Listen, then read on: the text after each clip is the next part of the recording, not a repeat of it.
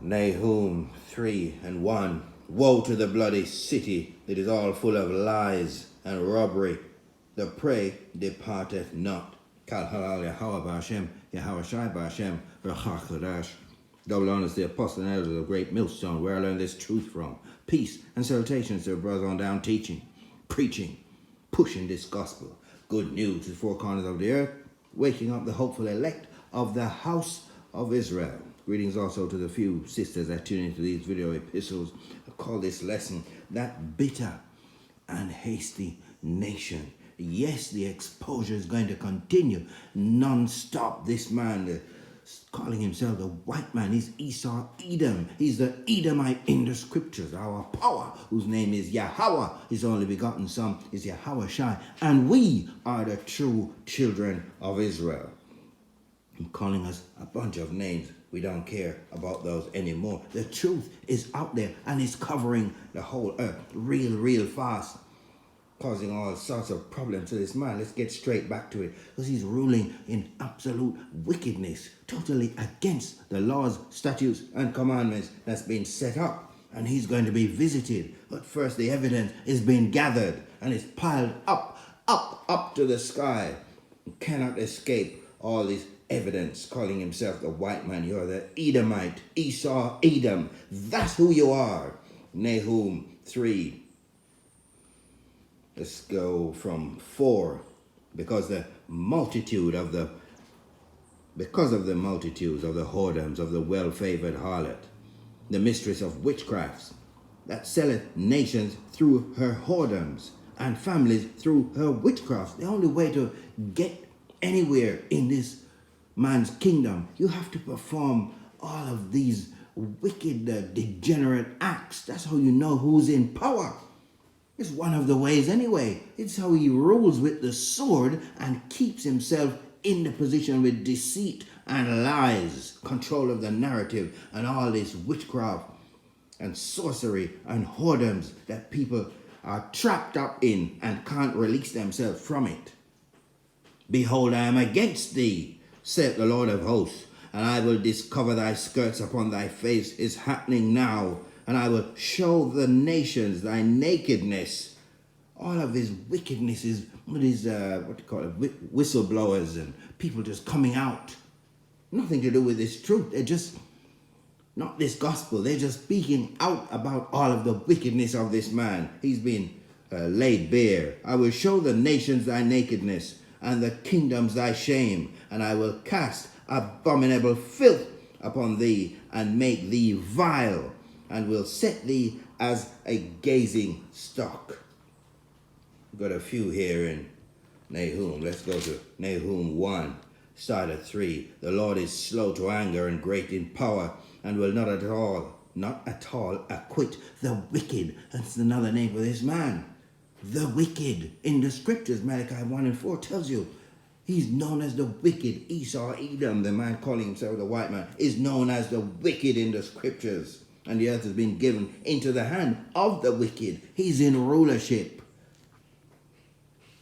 Verse 6 of Nahum 1. Who can stand before his indignation? Who can abide in the fierceness of his anger? His fury is poured out like fire, speaking about Yahweh, Ba'Hashem, Yahweh Shai, and the rocks are thrown down by him. The Lord is good, a stronghold in the day of trouble, and he knoweth them that trust in him. Who's going to trust in him? It's just the elect, a select few of spirits chosen from before the world began. But with an overrunning flood he will make an utter end of the place thereof, and darkness shall pursue his enemies. What do you imagine against the Lord?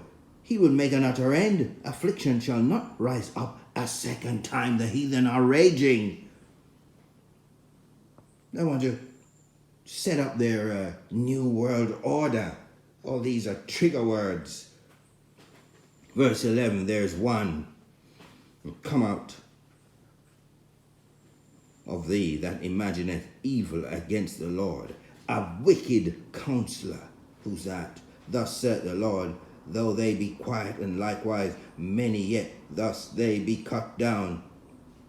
when he shall pass through. Though I have afflicted thee, I will afflict thee no more. The children of Israel are reaching the end of our affliction. For now will I break his yoke. What's that? Who had the yoke upon their necks? Deuteronomy 28, I think it's 48, speaks about the yokes on our necks. Physical yokes in under this man's brutal slavery regime that we've been under. We who? It's only one nation. They're calling us, you call yourself blacks, niggers, Negroes, Hispanic, Latinos, Native Americans. And we're spread to the four corners of the earth, but primarily in this part, especially North America, Babylon the Great.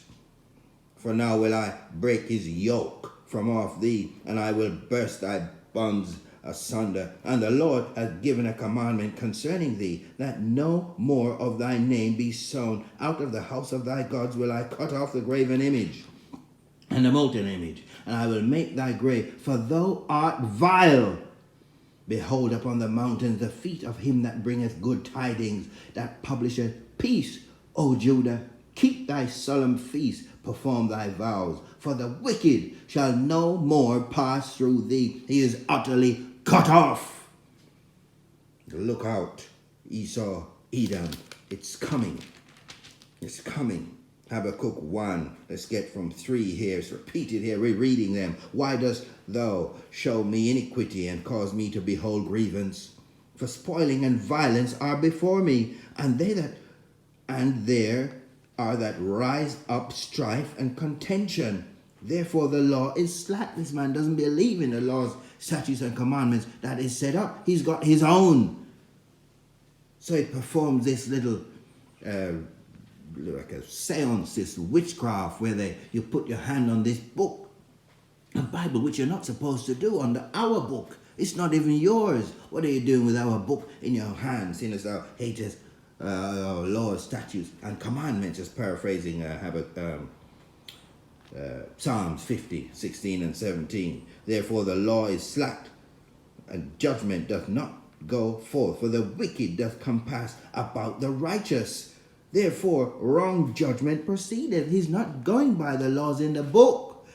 He's got his own penal codes. Behold ye among the heathen, and regard and wonder marvelously. For I will work a work in your days, which ye will not believe, though it be told you. It's coming, Esau, Edom, and all the nations, and a bunch of our folk who've joined themselves unto this man. This has always been the case. You got the sellouts and those who have joined this I want it now attitude. They can't wait. Give me some of the crumbs from your table. Just give me a job and something like a mortgage or something. I'll be okay. For lo, I raise up. Someone had this a phrase where someone said, "Oh, I don't want to change my circumstances too much. Just give me. I'll stay in the prison. I just need some more, like a light, more exercise, so I can go out for longer, or what they call a window to my prison cell, and I'll be happy. For lo, I raise up the Chaldeans, that bitter and hasty nation, which shall march through the breadth of the land to possess the dwelling places that are not theirs." What is wrong with this man? It's never enough. Never enough. He's got his military bases spread to the four corners of the earth. They're everywhere. Hundreds and hundreds of military bases. That means he's in control. If you've set up your military bases in somebody else's land, that means you occupy that land. They can't do anything because your military is set up in their backyard. You're right there. How can somebody come to your house and set up in your own yard with all these weapons? You can't move. That means they occupy your home. You have no say-so over what happens in that house with all those weapons surrounding you. For lo, I raise up the Chaldeans, that bitter and hasty nation. Chaldeans read Esau, Edom. That bitter and hasty nation, which shall march through the breadth of the land to possess the dwelling places that are not theirs. They are terrible and dreadful. Their judgment and their dignity shall proceed of themselves.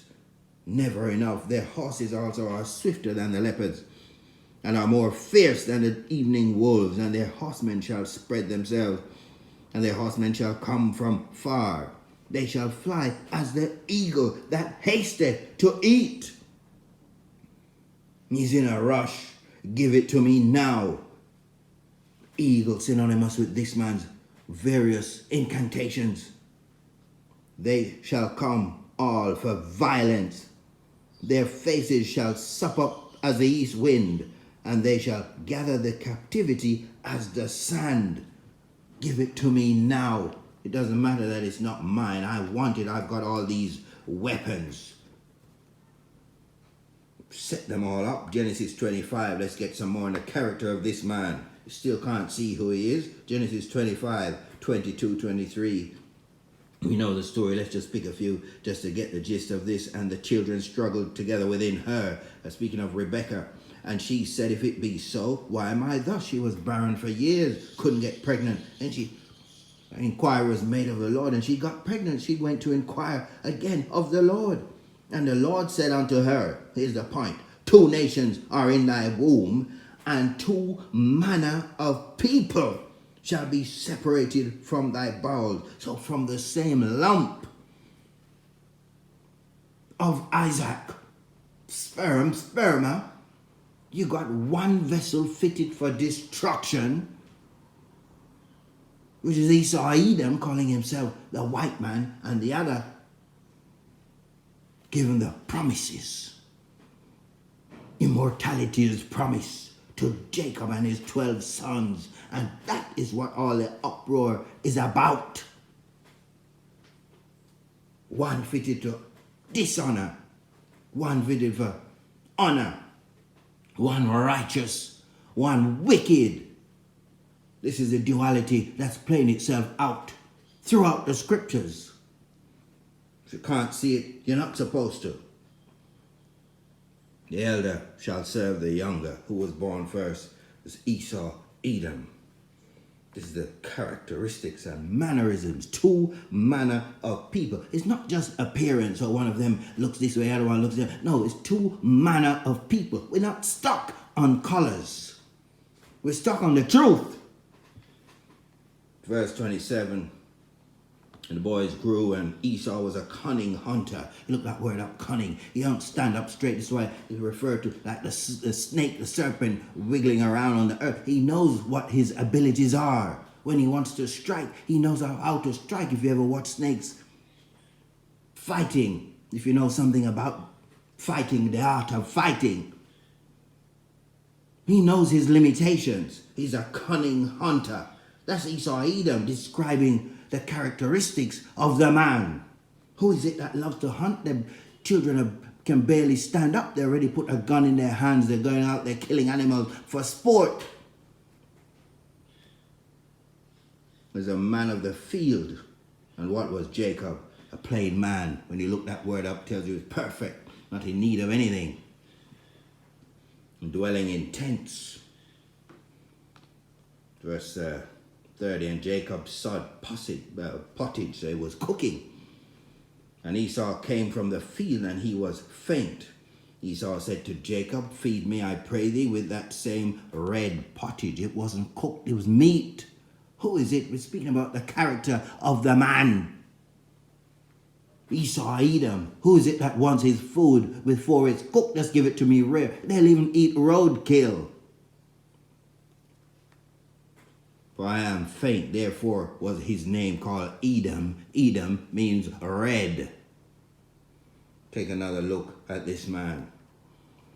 Jump to verse 34. Then Jacob gave Esau bread and pottage of lentils, and he did eat and drink, and rose up and went his way. Thus Esau despised his birthright, plunging his whole seed line into utter darkness.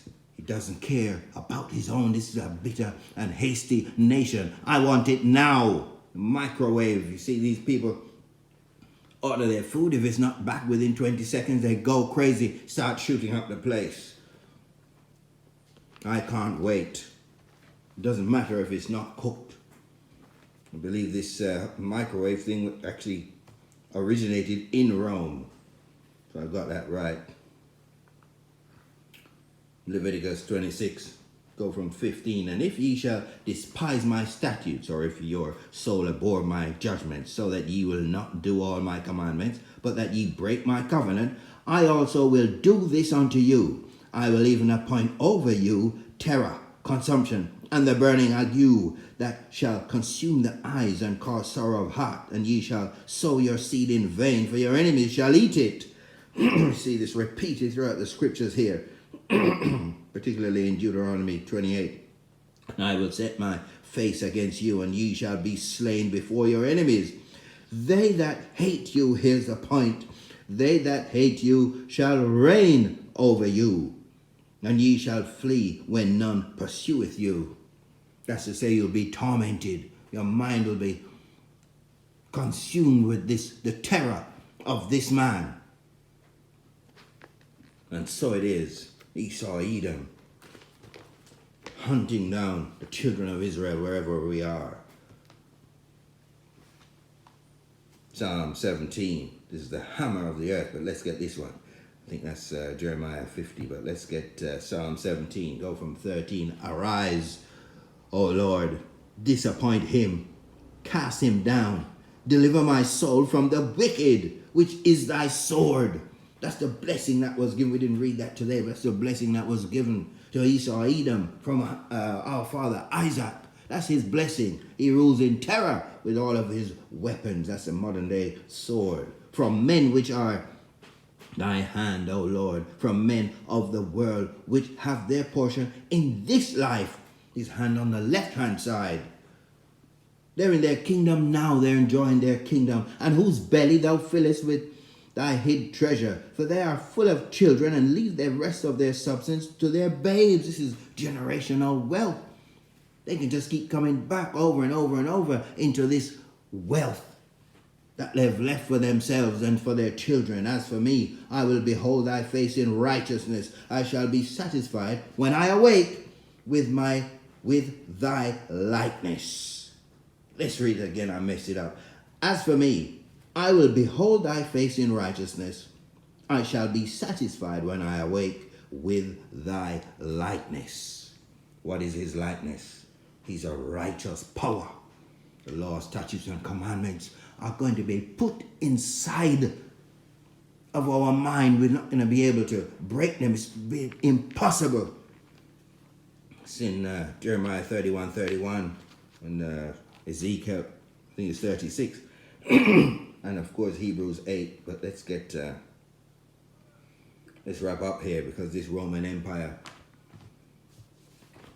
the extension, that little horn spoken of in Daniel, in his vision, his time is up, and the Most High is sending his son to a world ruled by Esau, Edom, the Edomites. Let's read it. Isaiah 63, start at 1. Who is this that cometh from Edom with thy garments from Bozrah? This that is glorious in his apparel, traveling in the greatness of his strength. I that speak in righteousness, mighty to save. Where's Bozrah? It's America, Babylon the Great. It was a thriving city in Israel. But now this is this thriving city doing all the merchandising and everything. That is America, Babylon the Great. Wherefore art thou red in thine apparel, and thy garments like him that treadeth in the winevat? I have trodden the winepress alone, and of the people there was none with me. For I will tread them in mine anger, and trample them in my fury, and their blood shall be sprinkled upon my garments, and I will stain all my raiment. There's going to be a lot of killing, for the day of vengeance is in my hand, and the year of my redeemed is come. It's come. It's coming soon. Oh yes. Let's wrap up with Matthew here. He's coming back the second time, and the affliction of his people is coming to an end. Verse 30 of Matthew 24, and then shall appear this red letter, Yahushua speaking, and then shall appear the sign of the Son of Man in heaven, and then shall all the tribes of the earth mourn, and they shall see the Son of Man coming in the clouds of heaven. Yes, the sky God is coming with power and great glory. And he shall send his angels with a great sound of a trumpet, and they shall gather together his elect from the four winds, from one end of heaven to the other. There's no escaping what is about to take place in the earth. Look at all the agitation happening. The Most High has all of the chess pieces. He's putting them all in place. And he's going to make his move. He's making his moves to wrap this madness up. You listen to that bitter and hasty nation. Shalom. Till the next lesson. No fear, no sorrow.